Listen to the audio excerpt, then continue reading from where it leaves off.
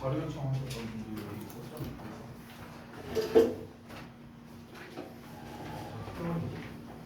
그래서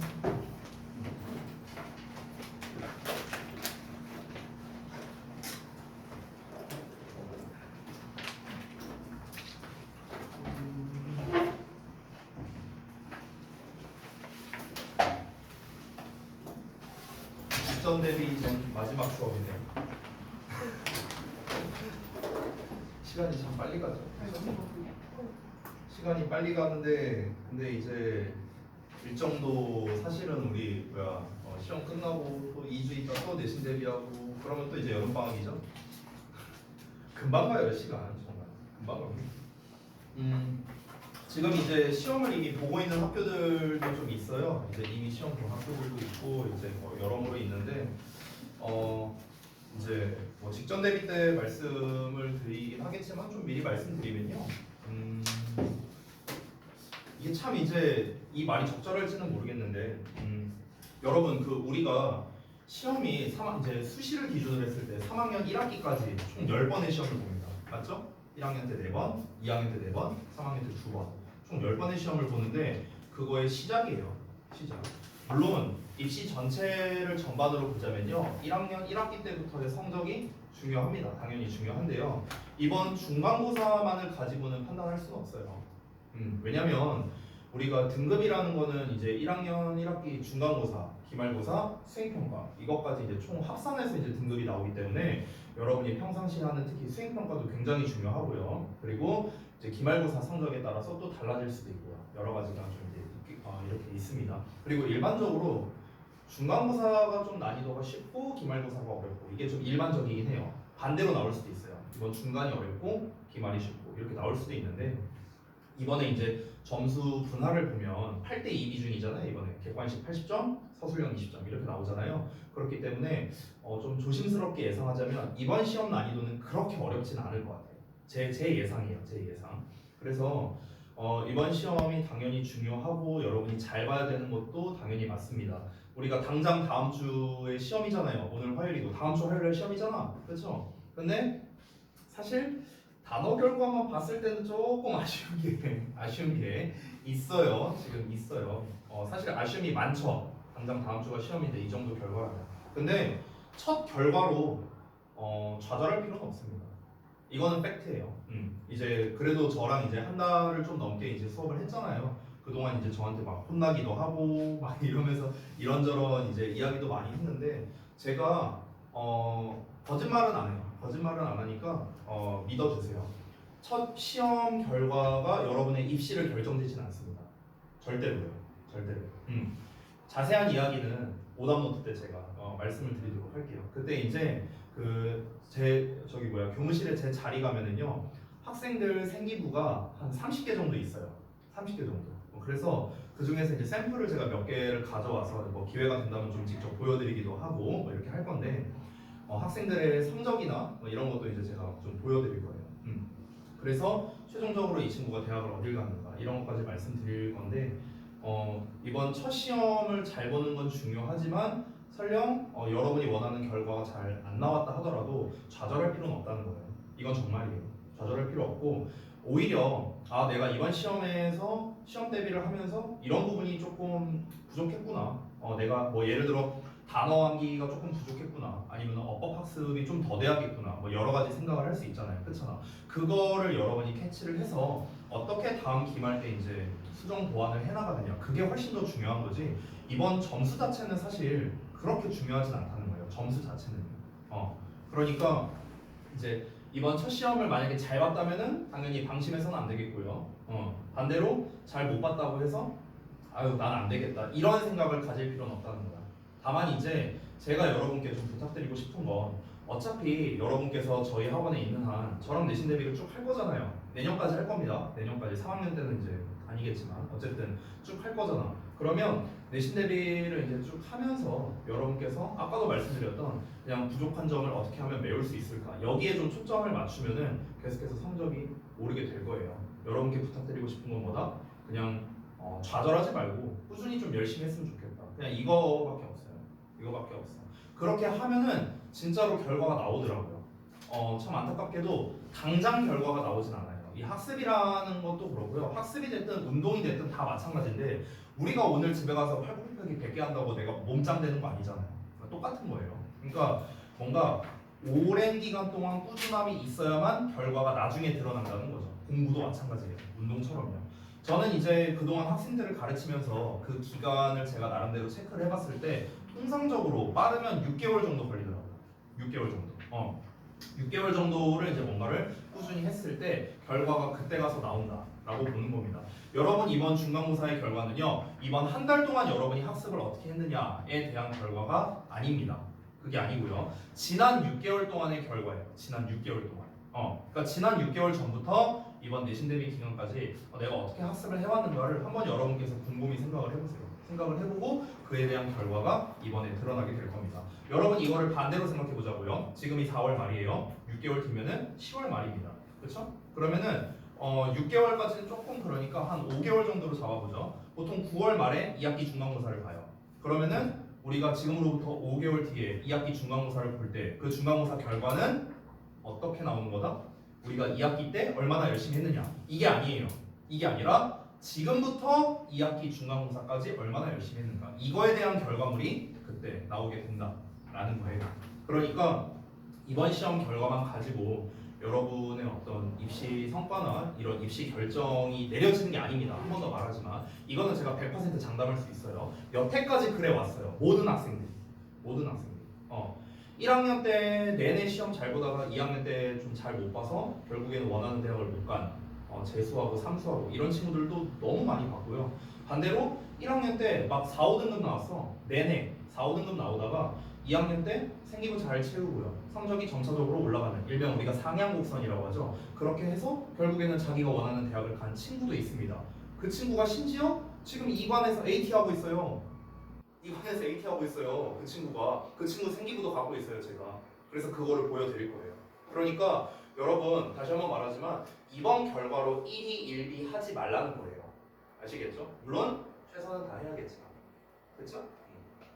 자, 오늘 이제 숙제 검사나 데일리 검사는요. 이따가 이제 수업 말미에 다 마무리되고 진행을 하도록 하겠습니다. 일단 오늘 할 거는요. 이제 다음 이제 직전 대비 때랑 이제 이어서 할 건데요. 오늘은 총 2개를 여러분께서 꺼내주시면 되겠습니다. 도식화한 거, 교과서 도식화한 거랑 그리고 수능 남잡기 도식화한 거. 요거를 지금 다 꺼내주세요. 다 꺼내주시고 오늘 교과서 전체 그리고 수능 감잡기 2강에 해당하는 부분 여기까지 어법 포인트만 제가 짚어서 설명드릴 거예요. 어법 포인트. 만약에 보다가 제가 만약에 좀 뭐랄까 서술형이나 이런 걸로 좀 낼만한 게 있다 싶은 게 있다면 그 부분은 따로 제가 좀 설명을 드리도록 하겠습니다. 알겠죠? 나머지 7강, 13강, 16강 요 3개 강은요 직전 대비 때 이어서 할 겁니다. 알겠죠?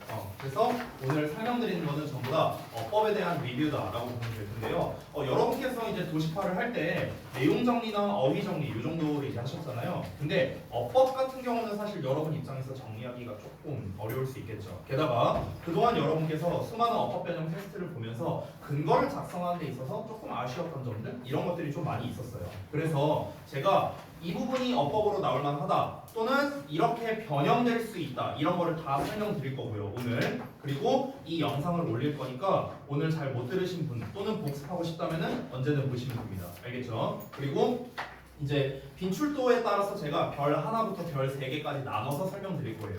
얘는 빈출도가 상당히 높다. 얘는 빈출도가 하나 정도다. 별 하나 정도다. 이렇게 나눠서 설명드릴 테니까 잘 보시면서 따라오시면 됩니다. 제가 좀 빨리 체크할 거거든요. 그래서 여러분께서 좀 집중해서 잘 들어주시기 바라고요. 혹시라도 만약에 못 듣고 지나간 부분이 있다면 아까 말했죠? 영상을 올려둘 거니까 여러분께서 듣고 다시 체크하셔도 좋습니다. 알겠죠? 이렇게 하면 되겠고요. 자, 그러면 설명을 하기 전에 앞서서 먼저 좀 드릴 말씀이 있습니다. 자, 처음에 제가 이제 내신 대비 시작할 때 OT 때 이제 얘기를 했던 게 있는데요. 한번 정리해 보자고요.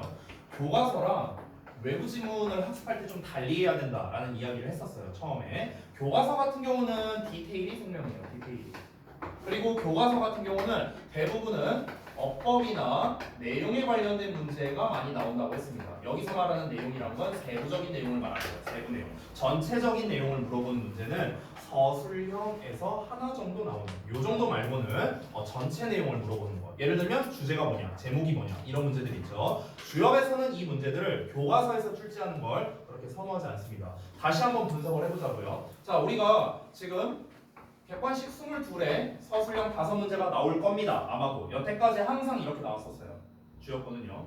자, 그러면은 일반적으로 교과서에서 몇 문제를 내냐면요, 보통 한 과당 4문제가 국룰이에요. 보통은요. 그러면은 예를 들어서 교과서에서 일단 서술형은 하나 나올 거예요. 무조건 하나 나올 거야. 무조건 하나. 그럼 나머지 이제 서술형 4개가 있을 거고요. 교과서에서 한 3개, 많게는 4문제 정도 나온다고 쳐봅시다. 그럼 나머지가 이제 외부 지문에서 나와야겠죠. 일단 4개 나온다고 가정했을 때는 교과서에서 5문제 정도인데, 솔직히 내가 봤을 때 5문제씩이나 안 나와요. 그냥 4문제 정도 나올 것 같아요. 내 생각에 4문제로 바꿀게요. 4문제 정도 나올 거고요. 자, 그러면 이제 남는 문제 수가 총 27문제에서 4를 빼면 23문제겠죠. 그렇죠? 이번에 우리가 수능 감잡기 지문이 각 지문마다 6지문이 있습니다. 그렇죠? 이게 몇 개 나오죠? 4개 강이 있죠. 그래서 24문제입니다. 그러면은 지금 계산하면 어떻습니까? 얼추 비슷하죠, 개수가. 한 지문당 한 문제씩 낸다고 치면은, 그러면은 교과서 문제를 뭐 예를 들어 한 3문제 정도 내고 얘를 하나씩 낸다 하면은 24문제 이렇게 나올 가능성이 높겠다. 좀 이렇게 한번 가볼까요?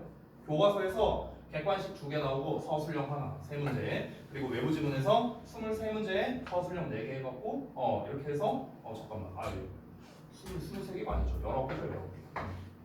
그래서 맞나? 왜 계산이 안 되냐? 맞냐? 왜 계산이 안 되냐? 20개구나, 20개. 미안하다. 20개. 이렇게 되겠네요. 이렇게. 그렇죠? 산수가 안 됐어. 이렇게 해서 27문제. 이렇게 나올 가능성이 좀 높지 않을까? 좀 조심스럽게 생각을 하고 있습니다. 그러면은 이제 우리가 한번 분석을 해보자고요. 일단 객관식의 지금 배점이 80점이란 말이에요. 여태까지 없었던 일이에요. 유례 없던 일이에요. 그러면은 우리가 생각을 해봐. 서술형이 5문제 나오는데 개당 4점으로 치면은 딱 20점 나오죠. 그렇죠? 그럼 개당 4점일 가능성이 높겠네요. 서술형에서 어법 문제 나오는 거 제가 보여드렸었죠. 뒤에. 그렇죠? 이렇게 붙여 쓰는 거. 빈칸을 원래 6개 뚫거든? 근데 빈칸을 4개만 뚫을 가능성이 높아요. 왜? 개당 1점이니까. 그래서 이렇게 낼 가능성이 높다는 거야. 이번 시험에서는요. 그거를 비롯해서 빈칸 2개 뚫는 서술형 문제가 나오거든요. 이것도 개당 2점 하면 딱 4점 떨어지죠. 그렇죠? 그러니까 이런 식으로 시험에 나올 가능성이 높다는 거예요. 개당 4점으로. 그렇죠? 그럼 나머지 80점을 객관식에서 메꿔야 되거든요. 그럼 우리가 단순히 계산해보자. 22문제인데 80점이에요. 그럼 단순 계산하면은 거의 개당 4점에 근접하는 문제로 나와야겠죠. 거의 대부분. 그렇죠? 그러면은 배점이 아무리 낮아도 한 3.5점 이 정도가 배점이 낮은 문제라는 거예요. 보통 배점이 낮은 문제는요 2.9점짜리도 있거든요. 근데 2점대 문제는 사실상 이번에는 안 나온다라고 생각을 하시면 돼요. 웬만하면은 객관식이 이렇게 나올 거다. 그러면 주협에서 배점이 가장 높은 문제가 대표적으로 2개가 있어요. 첫 번째가 뭐냐면 요약 문제입니다. 그리고 두 번째가 뭐냐? 어법 문제예요. 어법 개수 고르는 문제. 근데 이 어법 개수 고르는 문제가 보통은 한 문제, 많게는 2문제 나옵니다. 3개까지는 안 나와요. 그러면은 일단 이번에 객관식 배점이 높다는 거는요, 어법 개수 고르는 문제가 2문제가 나올 가능성이 높습니다. 왜냐면 보통 얘가 배점이 3.9거든요. 여태까지 보통 그랬어요. 그래서 요약 같은 경우는 4점으로 나온 적도 있어요. 심지어 3.8에서 4점 이 정도. 얘네가 각각 2문제 정도씩 나올 가능성이 높다는 겁니다. 그럼 이것만 합쳐도 뭐예요? 단순 계산하면은 거의 16점이에요. 16점. 배점이 엄청나죠. 그렇죠? 그러니까 객관식 4문제가 거의 배점이 16점, 거의 서술형에 준하는 그런 문제 수라고 보면 되겠습니다. 그래서 제가 이번에 봤을 때는 어법 문제가 한 2+1으로 나오지 않을까, 좀 이렇게 좀 예상을 하고 있어요. 객관식에서 한 2문제 정도, 정말 많이 내면 3문제까지 낼 수도 있어요. 다만 개수 고르는 문제 2개, 그냥 일반적인 어법상 어색한 거 골라라 한 문제, 그건 배점이 좀 낮아요. 3.5점 정도 될 거예요. 그렇게 해서 어법에서 3문제, 여기 서술형에서 1문제 이렇게 낼 가능성도 있다. 왜냐면은 객관식 배점이 높으니까요. 그렇죠? 이런 식으로 출제될 가능성이 높다. 이렇게 우리가 좀 예상을 할 수 있죠. 자, 그러면 일단 교과서를 먼저 볼 건데, 교과서 같은 경우는요 어느 파트에서 어법 문제를 내도 이상하지가 않습니다. 근데 여기서 재밌는 규칙이 하나 있어요. 어떤 거냐면, 잠깐 보여드릴게요. 이게 전년도 시험지거든요. 작년 시험지인데, 작년 시험지에서 서술형 1번이 보통 어법 문제예요. 그러면 여기 서술형 1번 보이시죠? 강수진 이야기 보이세요? 여기 조금 더 확대해 드릴게요. 여기 강수진 이야기예요. 본문 3, 4에 해당하겠죠. 우리 이번 거로 따지면 여기에서 어법 문제로 나왔습니다. 보이시죠? 이렇게 6점짜리로 나왔어요. 근데 이게 주역이 재밌는 게요. 전년도랑 반대로 내는 경향이 좀 있어요. 전년도랑 반대. 그럼 이번에는 본문 1, 2에서 어법이 좀 나올 가능성이 높지 않을까. 이렇게 우리가 좀 조심스럽게 예상할 수 있다는 거예요. 됐어? 근데 이건 모르는 거죠. 사실 선생님 마음이잖아요. 그렇죠? 그러니까 똑같이 강수진 이야기에서 또 나올 수도 있어요. 그러니까 일단 교과서를 볼 때는요. 본문 1, 2, 3, 4 전체에서 어법 포인트를 다 짚어드리긴 할 겁니다. 알겠죠? 전체를 다 짚어드릴 거고요. 그리고 외부 신문 같은 경우는 좀 얘기가 다릅니다. 자, 지금 보통 주역은요. 어법 문제를 낼 때 밑줄을 보통 최소 6개, 많게 7개 정도 밑줄을 쳐요. 한번 보여드릴게요. 잠깐만 보자. 어법 문제, 어법 개수 보는 게 어딨냐. 아, 여기 있네요. 자, 여기 보이세요? 어법 개수 고르기 문제 여기 나왔죠. 배점이 좀 낮네요. 3.6점 이렇게 나왔는데 지금 여기에서 보면은 지금 이게 개수 고르는 걸로 나왔죠. 밑줄이 6개 쳐져 있습니다. 그래서 배점이 좀 낮게 나온 것 같아요. 얘 같은 경우는 얘도 마찬가지로 이제 밑줄이 6개 쳐져 있는데 얘도 배점이 똑같네요. 그렇죠? 작년에 이렇게 나왔었어요. 자, 이게 아마 역대 개수 고르는 문제 중에 배점이 제일 낮았을 겁니다. 3.6이잖아요. 원래는 3.8, 3.9 이렇게 나와요. 알겠죠? 자, 그렇게 해서 이제 두 문제가 나왔는데 이 두 문제의 공통점은 뭐냐? 전부 다 외부 지문에서만 나왔다는 거예요. 절대 교과서에서는 안 냅니다. 이 문제를 안 내요. 교과서에서는요. 근데 여러분 생각을 해봐. 지금 우리가 문제를 쓱 봤을 때 어떠냐면요. 밑줄이 어디 쳐져 있는지 한번 보세요. 밑줄이 어디 쳐져 있는가? 자, 문장의 시작점과 끝 지점을 찾아보면요. 시작 지점, 끝 지점이에요. 한 문장에 밑줄 하나 쳐져 있죠. 그렇죠? 그 다음도 여기 밑줄 보면은요. 지금 시작 지점, 끝 지점이에요. 한 문장에 하나. 여기도 한 문장에 하나. 보이세요? 한 문장에 하나씩 밑줄 쳐져 있는 거 보이세요? 그렇죠? 그러니까 한 문장에 2개 밑줄 쳐서는 안 나온다는 거예요. 주역에서는. 오케이? 다음 것도 볼까? 한 문장에 하나. 지금 여기서도 보시면은 여기서 시작이죠? 여기 한 문장에 하나 있고요. 근데 여기도 보면은 여기 redder에서 또 한 문장. 여기도 있지. 여기서도 하나. 여기서 하나. 여기서 하나. 됐어요? 여기도 이제 문장 바뀌니까요. 그러니까 한 문장에 밑줄을 2개 치지 않는다는 거예요. 그럼 우리가 생각을 해보자 얘들아. 우리가 외부 지문을 볼 때 외부 지문 3, 4번에서 어법 문제 안 나오죠. 그쵸? red이랑 get셋이랑 1, 2번에서 나온단 말이야. 근데 어법 문제를 내려면 그럼 문장이 최소 몇 문장? 6문장이 돼야겠죠. 맞아요? 문장이 5문장이야. 그럼 개수 고르는 문제 못 낼 거 아니야. 최소 6개 밑줄 쳐져 있으니까. 이해되죠? 그럼 만약에 우리가 외부 지문을 봤는데 문장이 5문장짜리야. 그럼 여기서는 어법이 안 나오는 거야. 됐어? 이렇게 우리가 좀 예상을 할 수 있다는 거죠. 이해돼요? 그리고 또는 문장이 많아요. 예를 들어 문장이 한 8문장 돼. 근데 어법으로 낼 만한 포인트들이 없을 수도 있어요. 어법 낼 만한 게 진짜 없다. 한 우리가 3줄 정도 읽었는데 어법 낼 게 없어. 그럼 뭐야? 안 나오는 거예요. 됐어? 그럼 우리가 그렇게 좁혀가다 보면 사실 어법으로 출제할 만한 문제가 그렇게 많지 않을 수도 있다는 거야. 그러면 이제 우리에게 지금 남은 시간이 많지 않으니까 지금 우리는 어떻게 해야 돼요? 선택과 집중을 해서 공부를 해야 되거든. 그러면 이 남아있는 기간 동안에 우리가 어법을 확실히 잡고 싶다. 교과서는 전체적으로 어법을 공부해야겠죠. 외부 지문은 어떻게 해야 돼? 이 지문은 어법으로 낼 수 있겠네 하는 것만 골라서 공부를 해야 되는 거죠. 이해돼요? 남은 기간은 그렇게 공부하는 거라고. 아시겠죠? 그리고 실제로 밑줄 쳐져 있는 부분들을 보면은요. 잘 보세요. 작년도 시험 기준으로 orphaned, earned, 그 다음에 sold 여기 3개. 요 3개가 다 동사 관련 어법이고요. because of 전치사 대명사 기타고요. 절 관련된 거고 얘도 기타입니다. 여러 개가 섞여 있죠. 어법적 상황이. 근데 두 번째 걸 보면은요. makes, avoids, moving, to pull, 그 다음에 ruin, fears 전부 다 동사 관련 어법입니다. 됐어요? 그럼 이제 우리가 외부 지문에서 어법 포인트를 잡으려고 할 때는 동사 관련된 걸 위주로, 그러니까 동사 형태, 동사와 준동사를 말하는 거야. 동사와 준동사를 중점적으로 우리가 공부를 해야겠구나 라는 걸 알 수 있죠. 지금 두 문제 밑줄 12개 중에서 8개가 동사 관련 어법이에요. 8개가. 그러니까 당연히 우리는 동사 형태에 주의해서 학습을 해야겠구나 라는 것도 알 수 있는 겁니다. 됐어요? 우리가 단순히 이 기출을 보고 시험이 이렇게 나왔구나, 어렵네, 쉽네, 이게 아니야. 이게 시험지를 분석하는 방법인 거예요. 알겠죠? 제가 지금 말한 것처럼 이런 거를 여러분께서 직접 하기 어려우니까 제가 분석을 했고요. 이걸 토대로 제가 설명을 드릴 테니까 여러분께서는 어떻게 해라? 그 각 도식화된 거에다가 어법 포인트로 낼 만한 거에다가 제가 이제 설명을 다 해드리면 체크를 하시면 되는 겁니다. 알겠죠? 됐죠? 이렇게 오늘 진행을 할 거예요.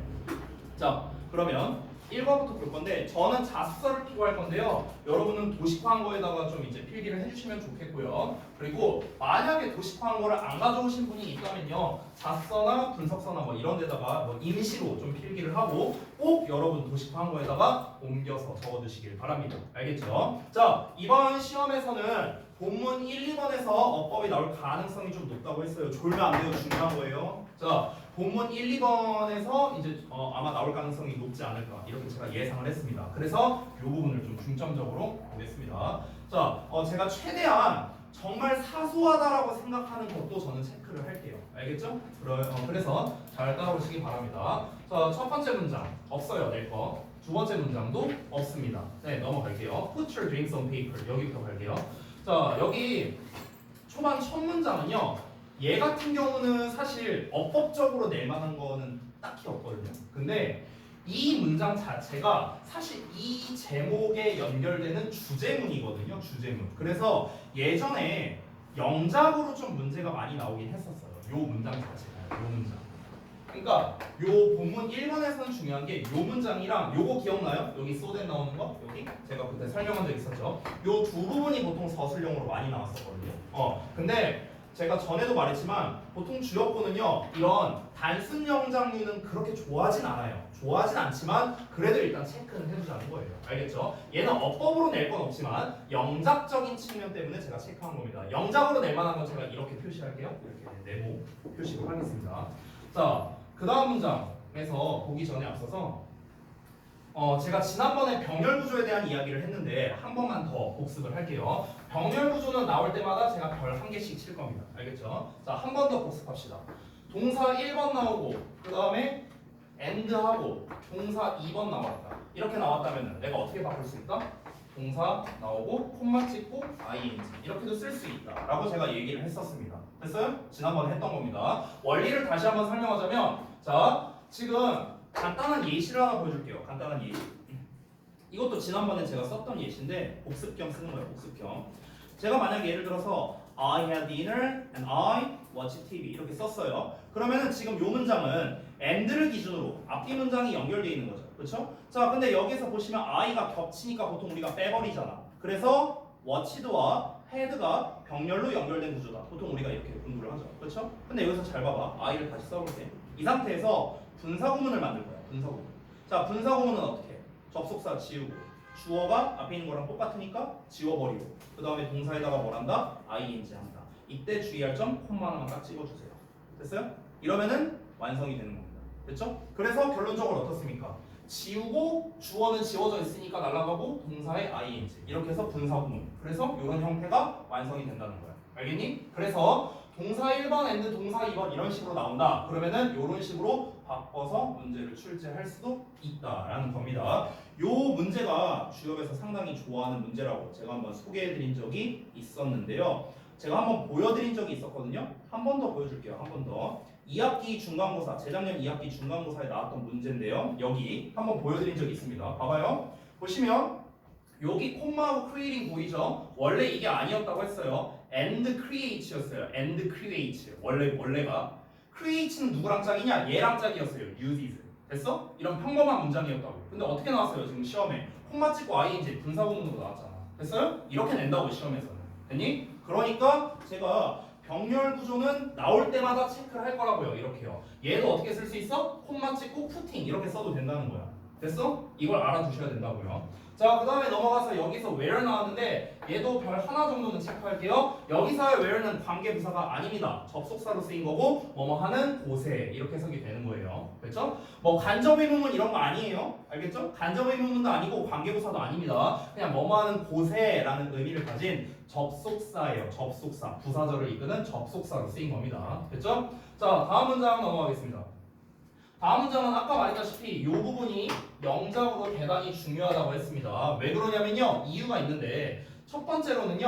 어법이나 구문에 관련된 내용이 상당히 많이 나와 있습니다. 왜냐면 so that 뭐뭐 하기 위해서라는 표현도 나왔죠. be reminded of라는 수동태 표현 나왔고요. 관계대명사의 생명 나왔고요. themselves 제기대명사까지 나왔어요. 굉장히 여러 가지 어법과 구문이 결합되어 있는데 이런 녀석들이 보통 서술형으로 잘 나오거든요. 됐어요? 게다가 내용적으로 봤을 때도 어떻습니까? 내용적으로도 얘네가 종이에다가 자기네 꿈을 쓰고 그걸 왜 갖고 다니냐고요. 그 이유를 설명하는 게 바로 이 부분이잖아요. 그렇죠? 그렇기 때문에 내용적으로도 중요해서 서술형으로 굉장히 단골로 나오던 문장이 바로 이 부분이 되겠습니다. 자, 서술형인 거를 이제 건너뛰고요. 그럼 어법적인 부분으로 다시 한번 가볼게요. 여기 병렬 구조 또 나왔네요. or carry 얘랑 짝이죠? 어떻게? 분사구문 바꿀 수 있다는 거 체크하고요. 자, 그 다음에 이게 주엽에서 한번 이런 문제를 낸 적이 있었는데 이 so that 있죠, so that. 이 so that을 어떻게 바꿔 쓸 수도 있는가 요거를 좀 알려드릴게요. so that만 바꿔 쓴다면요 in order that으로 바꿔 써도 돼요. in order that 똑같은 뜻이에요. 알겠죠?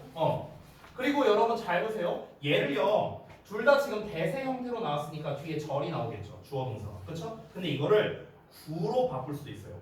구의 형태로도 쓸 수 있는데 구의 형태로 쓰면 어떻게 되냐면 잘 봐봐. 이건 노란색으로 표시할게요.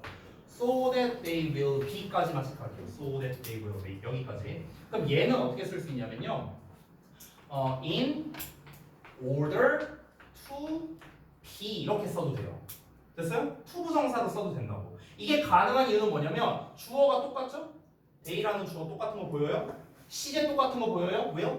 보이시죠? 주어가 똑같고 시제가 똑같기 때문에 얘를 투부정사로 그냥 바꿔 쓸 수 있는 거야. 만약에 여기에서 주어가 달랐다면 의미상 주어라는 놈을 여기다 써줘야 돼요. for 목적격으로. 됐어? 근데 여기서 의미상 주어를 쓸 필요가 없죠. 주어가 같으니까요. 됐어? 또 어떻게도 쓸 수 있을까? so, as, to, be 이렇게 써도 돼요. 됐어요? 아니면 그냥 한 단어로요. to, be 이렇게만 써도 됩니다. 이게 다 같은 말이에요. 다 같은 말이야. 다 같은 말. 됐어? 자, 그러면 학교에서는 이제 보통 시험을 어떻게 내냐면요. so that으로 나와 있는 거를요. in order that으로 바꿔요. 보통 이제 주역은요. 그 정도까지는 변형을 잘 안 하더라고요. 여기까지는 잘 안 하고요. 딱 요 정도 변형만 합니다. 간단하게요. 됐어? 그래서 in order that으로도 바꿔 쓸 수 있다라는 거. 다 같은 뜻이에요. 다시 한번 말하지만. 됐죠? 자, 그리고 이제 언제나 이 수동태라는 녀석도 중요하겠죠? be reminded. 뒤에 목적어가 안 나와 있으니까 당연히 수동태로 써야겠죠? 여기도 별 하나 정도만 주도록 하겠습니다. 하나만 더 체크할게요. 얘가 주역에서 시험에 나온 적이 있었는데 여기 관계대명사 생략돼 있죠? which로 써도 되고 that으로 써도 됩니다. 그렇죠? 여기는 사실 난이도로만 따지면 어렵지 않은데 빈출도로 따지면 별 2개 정도는 줄만 합니다. 잘 나왔었어요. 잘 나왔었어요. 알겠죠? 다시 한번 말합니다. which로 써도 되고요. that으로 써도 됩니다. 앞에 사람 아니니까. 됐어요? 그래서 이 정도. 여기에 어법이 좀 많이 뭉쳐 있네요. 그렇죠? 자, 그 다음에 넘어갈게요. 자, 그 다음 문장 낼 거 없고요. 그 다음에 마지막에 나와 있는 문장. 여기도 뭐 딱히 낼 게 없는데 굳이 낸다면 who나 achieved 이 부분을 좀 낼만 합니다. who나 achieved. who는 사실 별 1개 정도밖에 안 되는데 achieved는 별 2개 정도 줄 수 있어요. 왜 그러냐면 여러분 이 achieved는 동사예요. 동사. PP 아니에요. 알겠죠? PP 아닙니다. 과거형 동사예요. 그래서 뒤에 his teenage dreams라는 목적어 나와 있잖아. who가 뭐예요? 주어잖아. 주어. 주격 관계대명사니까. 그러니까 뒤에 동사가 나온 거죠. 비동사의 PP가 아니죠? 그러니까 얘는 수동태가 아닙니다. 수동태가 아니에요, 여러분. 알겠죠? 여기 ing으로 쓰거나 뭐 이렇게 아니면 수동태로 쓰거나 이러면 틀리겠죠. 알겠죠? 이런 거 좀 조심하시고요. 자, 다음 넘어가겠습니다. 본문 2번 갈게요. 자, 본문 2번에서 또 낼 만한 게 뭐가 있을까? saying, 분사구문. 분사구문이요, 뭐 언제든 내기 좋죠. 얘는 별 3개 줄게요. 자, 그 다음에 he upon이라고 나온 부분이 있는데 얘는 별 하나 정도만 주겠습니다. 자, 보자면요. 일단 첫 번째 전어물 좀 먼저 설명드릴 건데요. 여기에서 saying, ing형을 쓰는 이유가 무엇이냐? 그 근거가 무엇이냐?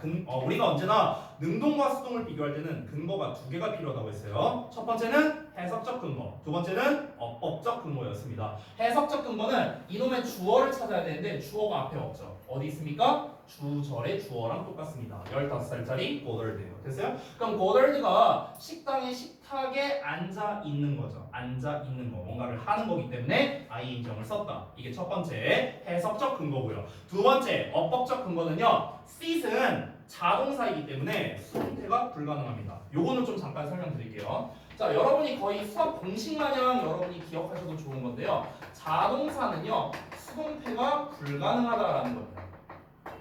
됐어요? 수동태라고 안 할게요. 수동이라고 쓸게요. 수동이 안 된다. 됐어? 그럼 여기에서 이게 결론인데 자동사라는 거는 1형식과 2형식에서 쓰이는 동사를 우리가 자동사라고 부릅니다. 즉 뒤에 목적어가 안 나오는 동사 이게 자동사죠. 됐어요? 자 그럼 자동사는 왜 수동태가 안 되는가 그걸 알아야겠죠. 원리를 말합니다. 이미 알고 계신 분은 상관없어요. 자 수동태라는 개념이 중요한 건데 수동태라는 개념은 무엇이냐면 당하는 녀석 입장에서 서술하는 거. 이걸 수동태라고 불러요. 내가 칠판을 때려. 그러면 여기에서 행동은 때리다야, 때리다. 그럼 이 때리다의 주어는 선생님이고 때리다의 목적어는 칠판이에요. 맞죠? 자, 그러면 선생님 입장에서 말하면 선생님이 칠판을 때린다. 이게 뭡니까? 이게 능동태 문장이에요. 행동을 하는 사람 입장에서 말하는 것. 이게 바로 뭐다? 이게 능동태. 그럼 행동을 당하는 녀석 입장에서 말해. 당하는 게 누구야? 칠판이잖아, 칠판. 그러면 칠판 입장에서 말하면 칠판이 로이쌤한테 맞았다. 이렇게 되겠죠. 그렇죠? 이게 바로 뭐라? 수동태라고. 그러면 여러분 잘 봐봐. 수동태를 쓰기 위해선 뭐가 필요합니까?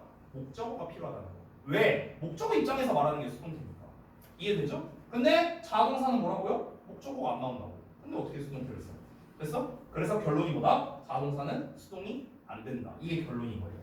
원리 이해됐어요? 자, 우리가 그러면 여기서 이제 두 번째 문제가 생기는데 선생님, 얘가 자동사인지 타동사인지 내가 어떻게 알아요?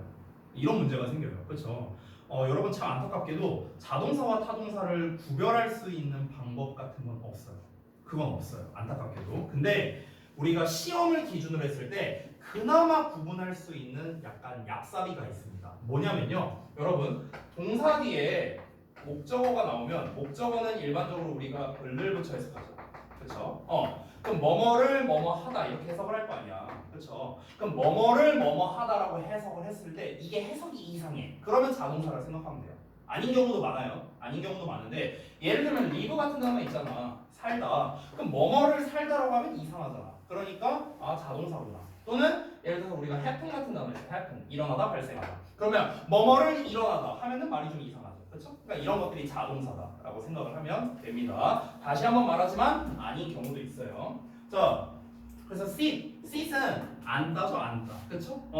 그러니까 뭐뭐를 안다라고 하면 이상하잖아. 그러니까 얘는 자동사. 따라서 수동태가 안 된다. 이렇게 정리할 수 있겠습니다. 여기서 주의해야 되는 단어가요. sit라는 단어가 있어요. S-E-A-T. 얘가 명사로서는 좌석이라는 뜻이 있는데 동사로서는요. 앉히다라는 뜻이 있어요. 앉히다. 됐어요? 그러면 뭐뭐를 앉히다 하면은 말이 되죠. 그래서 sit는 뭡니까? 타동사예요. 타동사. 됐나요? 이런 좀 차이가 있다. 자, 다음 넘어갈게요. 다음 문장. 다음 문장 없습니다. 그 다음 문장. 그 다음 문장도 뭐 사실 낼 만한 게 안 보입니다. 어법으로 낼 만한 건 안 보이네요. 네, 넘어갈게요. 자, 그 다음에 그 다음 문장. 이 관계사가 좀 눈에 많이 띄거든요. that involved. 이것도 별 하나 정도 체크해 줄게요. 아까 전에 우리가 본문 1 마지막에 체크한 거랑 똑같습니다. who achieved 체크했었죠. 걔랑 똑같아요. 그래서 involved PP 아니에요? 동사예요, 동사. 수동태 아닙니다. 수동태 쓰려면 비동사의 PP가 나와야죠. 그렇죠? 비동사가 없잖아, 앞에. 그러니까 뒤에 목적어도 제대로 나와 있고요. 됐죠? ing 이런 걸로 쓰면 안 돼요. 여기 주어 나왔으니까. 됐죠? 자, 그 다음 문장. showing하고 분사구문 나왔네. 분사구문은 언제나 출제하기 좋습니다. 별 3개 줄게요. 알겠죠? 자, 그래서 똑같습니다. 풀이법. showing의 주어는 bothered고요. bothered가 강한 흥미를 보여준 거니까. 한 거니까 능동형을 쓴 거고 뒤에 목적어 나왔으니까 역시나 ing 능동형 쓴다. 이렇게 볼 수 있겠죠. 자, 그 다음에 여기 and climb. 여기서는 and climb 그 분사구문 쓰면 안 돼요. 왜냐면 climb이 동사랑 짝이 아니라 set랑 짝이거든요. set. 됐어요? 그렇기 때문에 이 climb이라는 거 병렬 구조 문제로서 별 하나 정도 주도록 하겠습니다. 얘랑 짝이에요. 이거 climbed ed형으로 쓰면 안 됩니다. 알겠죠? wanted랑 짝이 아니라 얘랑 짝이야. 얘랑. 알겠죠? 자, 그 다음에 what made John bother to record his dreams on paper? 여기는 딱 여기 낼만하죠? record. 별 2개 정도 주겠습니다. 근데 겁나 쉬운 거죠? 뭡니까? 사역동사잖아. 사역동사. 사역동사, 목적어, 동사원형. 됐어요? 우리 중딩 때 배운 그 문법이에요. 됐죠? 자, 그 다음 문장. 그 다음 문장에서도 어법으로 낼 만한 게 조금 많이 있는데 자, 어법 보기 전에 이것부터 볼게요. 여기서 he랑요. 여기에서 he 요 2개를 조심해야 됩니다. 제가 이거 수업할 때 얘기를 했었는데요. 요 본문 2번 같은 경우는 지칭 추론 문제가 나올 가능성이 상당히 높다라고 얘기를 했습니다. 희에다가 밑줄 5개 쳐놓고 다른 데서 하나 골라라 이런 문제. 왜냐면 지금 내가 체크한 이 2개의 희 있죠. 이 2개를 제외하고 나머지 희나 힘이나 힘셀프나 히즈 얘네들은요 전부 다 ordered예요. ordered. 여기에 밑줄 친 이 둘만 아빠 친구입니다. 알겠죠? 그래서 요 둘 중에 밑줄이 하나 쳐져 있다면 둘 중에 하나가 정답입니다. 알겠죠? 2개가 아빠 친구예요. 나머지는 고달드예요. 알겠죠? 이거 조심하라고요. 자, 이거는 이제 지칭 때문에 체크한 거고요. 다시 어법으로 돌아갈게요. 여기서 어법으로 출제할 만한 거 뭐가 있을까? 첫 번째, that 낼 만하고요. that 별 하나 정도입니다. that는요 사실 원래는 별 하나거든요. 이게 주역에서 잘 안 내더라고요. 근데 내 개인적인 사견을 조금 담아서 별 2개 줄게요. 얘는요. 그리고 마지막으로 doing 이 녀석도 별 하나 정도. 뭐 이 정도로 줄 수 있을 것 같습니다. 됐죠? 자, 여기 어법 포인트가 많이 있는데 하나씩 보자면 여기 있는 that은 명사절을 이끄는 접속사 that입니다. remember의 목적어 역할을 하고 있죠. 여기 목적어 표시되어 있죠. 뒷문장이 완전한 문장이 나와 있죠. 그렇기 때문에 접속사 that을 쓴다. what을 쓰면 안 된다. 이게 주의점. 두 번째, 얘 잠깐 건너뛸게요. 얘부터 설명. 자, regret 같은 경우는 뒤에 ing를 쓸 수도 있고 to를 쓸 수도 있다. 이런 얘기를 했었어요. 복습 좀 해볼까요? 자, regret에 ing를 쓰면은요, 우리가 잘 알고 있는 뜻 후회하다의 뜻이 됩니다. 후회하다. 근데 regret에 투부정사를 쓰면요, 뭐뭐 하게 되어 유감이다라고 해석이 됩니다. 유감이다. 됐어요? I'm sorry to랑 똑같아요. I'm sorry to 뭐뭐 하게 되어 유감이다. I regret to 뭐뭐 하게 되어 유감이다. 이런 뜻이 됩니다. 의미가 달라져요. 그래서 I 인정만 가능하다는 거. 요거 고1에서 딱 내기 좋은 문제예요. 고2 정도만 돼도 이런 문제 잘 안 나오거든요. 고1에서 딱 내기 좋은 문제. 자, 요 놈을 좀 잠깐 볼 텐데 요 녀석은요 제가 설명을 좀 생략할게요. 왜냐면 미리 말하면 얘가 이중소유격이란 녀석이거든요. 이중소유격. 근데 이 이중소유격이 아까도 말했지만 잘 안 나와요 시험에. 잘 안 나오는데 설명해야 될 건 이만큼이에요. 설명해야 될 건 너무 많은데 시험에는 잘 안 나오는 좀 약간 너무나 이제 이 가성비가 좋지 않은 이제 좀 그런 이제 어법이다 보니까 설명은 생략하겠지만 만약에 여러분께서 선생님 저는 이 녀석의 원리가 궁금합니다 라고 물어보신다면은 제가 개인톡으로 그분께는 보내드릴게요. 알겠죠? 결론만 말할게요. 여기 that라고 나온 부분이 있는데 얘는요 소유 대명사입니다. 소유 대명사. 소유 대명사고요. 그리고 여기에 that는요 that라는 형태로 써선 안 됩니다. 틀려요. 이렇게 쓰면 어법상 틀립니다. 알겠죠? that 이렇게 어퍼스트로피 s 소유 대명사 형태로 써야만 맞습니다. 그 이유는 개인적으로 궁금하신 분들은 저한테 또 보내세요. 제가 알려드릴게요. 자, 그래서 여기까지 됐죠? 요 정도가 이제 어법으로 낼 만한 것들. 사실 본문 1, 2번도 어법으로 낼 게 꽤 있죠? 그렇죠? 충분히 낼 수 있습니다. 어법으로요. 자, 그 다음 넘어갈게요. 다 지울게요. 자, 그 다음에 다음 문장. 다음 문장은 뭐 사실 낼 만한 게 역시나 이제 관계사 관련된 문제인데요. 이 부분 하나 정도 주겠습니다. 투부정사도 아쉬우니까 하나 정도만 줄게요. 네. 여기서 to do things 말 그대로 앞에 있는 기회를 수식하는 거죠. 어떤 것들을 할 기회. 그렇죠? 투부정사로 수식하는 거죠. 여기서 dream over 할 때 이 over가 중요합니다. over 빼면 틀려요. 왜 그러냐면 dream은 자동사거든요. 기본적으로. 근데 dream을 타동사로 쓰고 싶으면 그때 over를 붙이는 거예요. dream 자체가 꿈꾸다. dream over는 뭐뭐를 꿈꾸다예요. 알겠죠? 그래서 지금 앞에 보면 대시라는 목적격 관계대명사가 나왔으니까 뒤에 목적어가 빠진 불완전한 문장이 되어야 될 거 아니야. 그렇죠? 그러니까 over를 붙여야 됩니다. over가 빠지면 완전한 문장이 돼버려요. 알겠죠? 그래서 어법상 오류가 생깁니다. 됐나요? 자, 그 다음에 마지막 문장 여기 병렬 구조 또 나왔죠? 별 하나 체크해 두고요. 나머지 여기서는 try의 to 부정사냐 try ing냐로 낼 만하겠죠. 그래서 try to 얘도 고등부 딱 고1에서 낼 만한 문제이기 때문에 별 2개를 체크했습니다. 자, 이것도 보자면요 try ing를 쓰면 어떻게 해석이 됩니까? 뭐뭐 하는 걸 한번 해보다라는 뜻이야. 한번 해보다. 우리가 이제 보통 시도하다라고 해석을 많이 하죠. 한번 해보다 이렇게 해석이 되고 to를 쓰면은 노력하다로 해석이 되죠. 노력하다. 됐어? 근데 이거 2개 구분하는 거를 좀 헷갈려하는 친구들이 있거든요. 얘로 써도 맞는 거 아닌가? 이렇게 헷갈리는 친구들이 있어. 얘로 한번 해석해볼까? 그의 꿈을 현실로 바꾸는 것을 한번 해봤다. 이렇게 되는 거예요. 그러니까 이게 해석했을 때 이것도 맞지 않나 이렇게 헷갈리는 친구들이 있는데 여러분 잘 봐봐. 한번 해본다는 건 시도한다는 거고 다시 한번 그러니까 시도한다는 거는요 여태까지 안 해봤는데 한번 해보자 약간 이런 느낌이에요. 한번 해보자. 그러니까 이 try에 시도하다는 어떤 느낌에 가깝냐면요 시식 코너 같은 데 갔잖아. 예를 들어 대형마트에 시식 코너 가면은